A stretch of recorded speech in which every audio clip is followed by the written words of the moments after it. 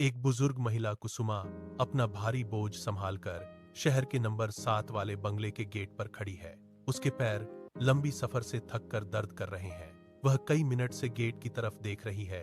हाथ कई बार घंटी की तरफ उठा और फिर नीचे आ गया है।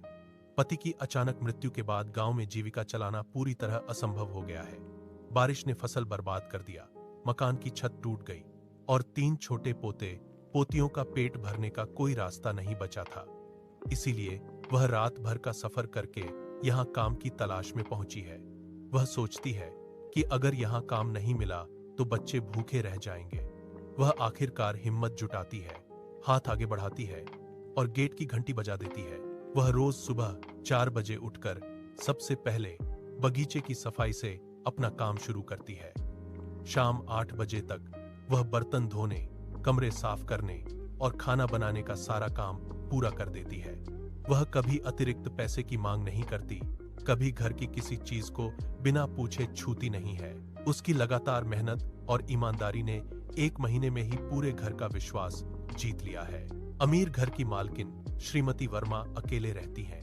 उनके बच्चे विदेश में बस गए हैं। वह कुसुमा के हर काम में सच्चाई और नरम देखभाल से बहुत प्रभावित होती हैं। एक दिन कुसुमा काम करते हुए अचानक बुखार चढ़ने से अपना संतुलन खो देती है। वह जमीन पर गिरने की तरफ झुकने लगती है। उसके पैरों ने अचानक साथ छोड़ दिया है। श्रीमती वर्मा तुरंत आगे दौड़ती है और गिरने से पहले कुसुमा को अपनी बाहों में संभाल लेती है। वह तुरंत अपने निजी डॉक्टर को बुलाती है, कुसुमा के लिए अलग कमरा तैयार करती है। वह रोज खुद कुसुमा के लिए गर्म खाना बनाती है, खिलाती है। बुखार उतरने तक उसके सिर पर ठंडी पट्टी रखती रहती है।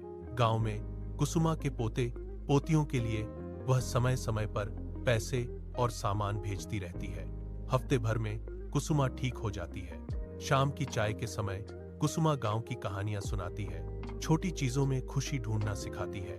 जब कुसुमा के पोते का स्कूल दाखिला होता है, श्रीमती वर्मा खुद फीस भर देती है। वह कहती है, अब हम एक परिवार हैं, कभी किसी चीज की चिंता मत करो। 2 अलग जिंदगी के रास्ते एक हो जाते हैं। दोनों ने एक दूसरे की दुनिया को पूरी तरह से बदल दिया है।